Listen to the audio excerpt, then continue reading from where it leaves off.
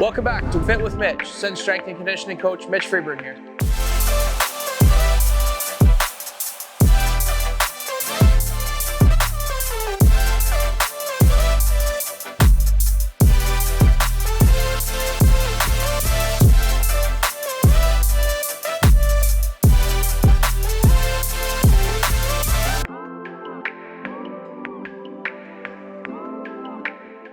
On today's episode, we're going to talk about lateral line stability and strength. I'll start by showing you a basic strength version that we can do, which is a ground-based drill, so we can start simple to build some proficiency. From there, we'll just keep adding layers of complexity to try and build a more robust athlete who can stabilize in multiple positions. In previous episodes, we've shot about rotational qualities, and when we're creating rotation, the athlete is producing that force on their own. However, on the ice, there's also, like I mentioned, anti-rotational, anti-lateral flexion. And we see that a lot from, one, the force the athletes can produce, and then two, the interaction with other athletes. So if you could picture I'm skating down the ice, and there's an athlete on my left and he hits me, I'm gonna fall to the right, and I have to force myself to stabilize to return to my position to hopefully keep skating to attack the puck, attack the net, what have you. If I don't have that ability, that athlete's gonna interact with me, I'll be out of control, and they will simply slide in. So you can see the importance of the on-ice component of where this lateral line stability that we talked about belongs. So what does that look like moving forward on the off-ice component?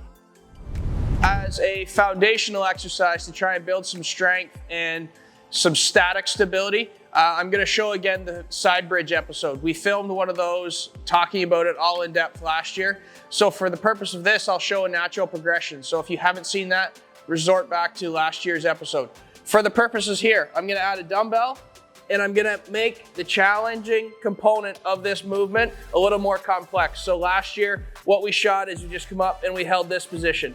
This year, two more progressions. Your first one before you add the dumbbell is we can really challenge that single leg stance. So driving our elbow into the ground, keeping our hips forward and neutral. All we're gonna do to add a little bit of complexity and challenge is we're gonna lift that top leg. That's our first progression. Once we can hold this and maintain this, then I'll reset. You can integrate a dumbbell. So this dumbbell is gonna be up over my side, and it's gonna be challenging that rotational quality to force me to stay up nice and parallel.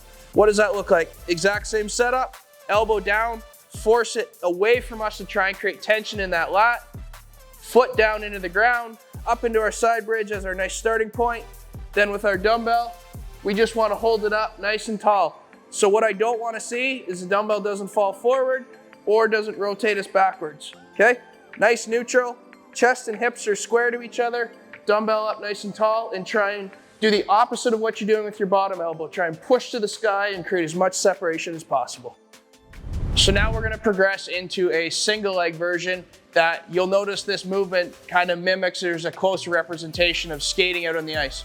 So what do you need here? You need a minimum of one band. I've got two, just to make it easier, tied together for the purposes demonstrating the episode. You need somewhere to anchor it to. I've used the squat rack. What we're gonna do is we're gonna put our arm in the band, spin around, and hand comes over. We call this the backpack position.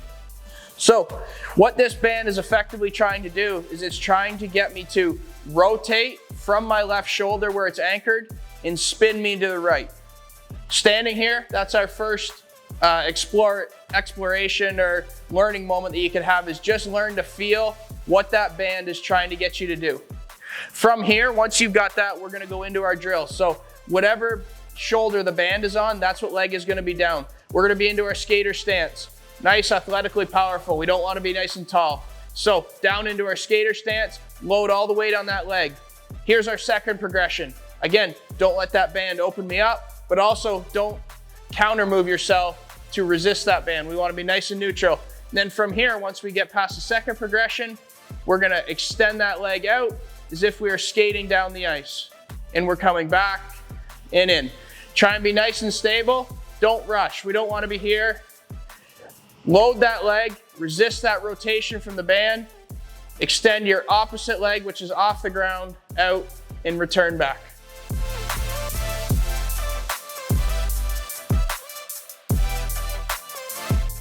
Getting into now our third and what I consider our most complex progression.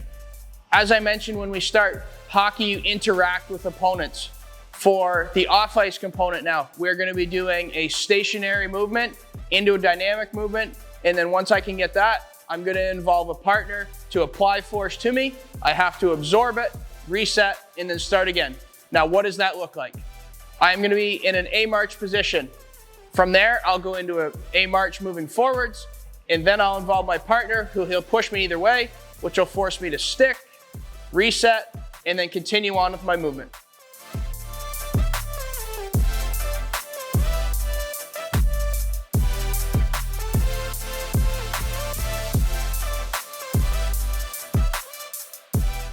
Obviously, with the sport of hockey, we can't always be predictable. We can't always be stable. Sometimes we're going to be hit that we're not ready for to cause us to react.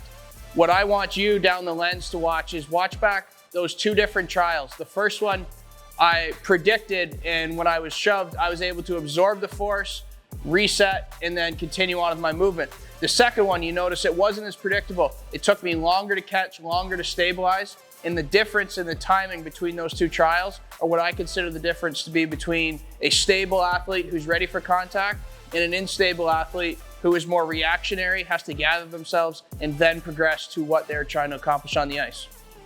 Now, in terms of this week, we kept with my common theme of starting basic to complex. So there has to be some form of basic lateral line strength, stability, and ability before we get into these more dynamic postures.